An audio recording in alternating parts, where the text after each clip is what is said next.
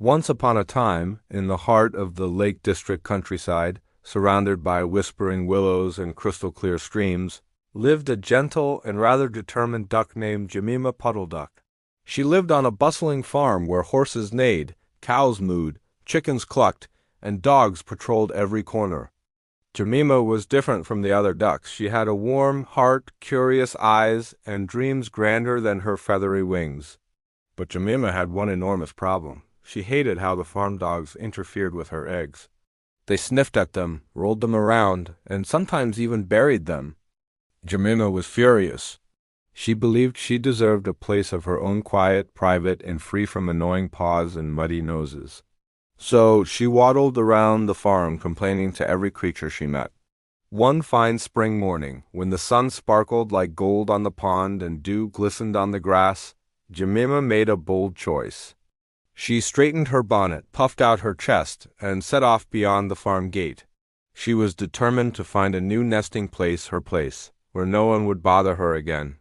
As she waddled along the dusty lane, she passed blooming flowers, chirping birds, and a family of rabbits nibbling clover. The world was wide and wonderful, more peaceful than she had ever imagined. Jemima felt hopeful and brave. Then she met him. A tall, elegant gentleman stood beneath an oak tree. He wore a fancy coat, polished shoes, and carried himself like someone very important. But the most curious thing was the bushy red tail tucked behind him. Jemima didn't notice, or rather, she didn't understand what it meant. The gentleman bowed deeply. "Good day, madam," he said smoothly. "What brings a duck of such grace so far from home?" Jemima was delighted by his manners and quickly explained her problem: the bothersome dogs and her quest for a peaceful nesting spot. The gentleman smiled, his pointed nose twitching ever so slightly. "My dear lady," he purred, "I know just the place, quiet, secluded, and utterly free of dogs." Jemima was thrilled. She followed him through twisting forest paths, over wooden bridges, and past ancient trees whose branches curled like fingers. At last, they reached a broken little shed hidden deep in the woods.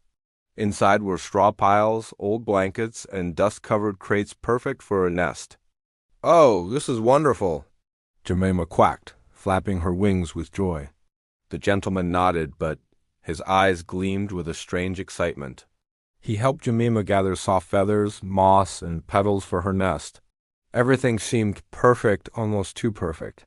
Once Jemima laid her eggs, the gentleman began asking her for herbs, parsley, sage, thyme. He claimed he needed them for an omelette recipe. Jemima didn't think twice. She waddled off to collect them, humming happily, imagining her ducklings swimming in the pond she would one day show them. But trouble was brewing. Back on the farm, two dogs, Ginger and Pouncer, noticed Jemima missing. They remembered the sly gentleman they had once chased from the farm. Worried, they followed Jemima's tracks into the dark woods.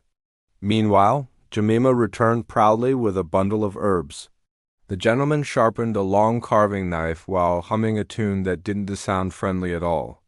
Jemima tilted her head, confused. Why did an omelette need such a big knife? Suddenly, before any harm could unfold, Ginger and Pouncer burst through the door, barking ferociously. The gentleman's eyes widened. In an instant, he dropped the knife and sprang out the window, his bushy tail flashing like fire as he dashed into the forest. He wasn't a gentleman at all. He was a fox. Jemima trembled, horrified. She had nearly become his dinner. The dogs gently escorted her home. Though some eggs were damaged in the commotion, a few survived and soon hatched into adorable, fluffy ducklings. Jemima gazed at them with pride and relief. She had learned a vital lesson: good manners and fancy clothes don't always mean someone is trustworthy. Sometimes rules exist to keep us safe, even if they annoy us.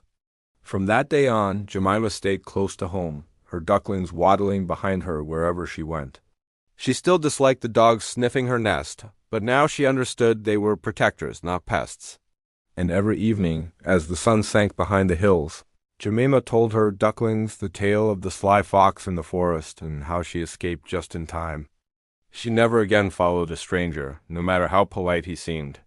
And so Jemima Puddle-Duck lived happily ever after wiser.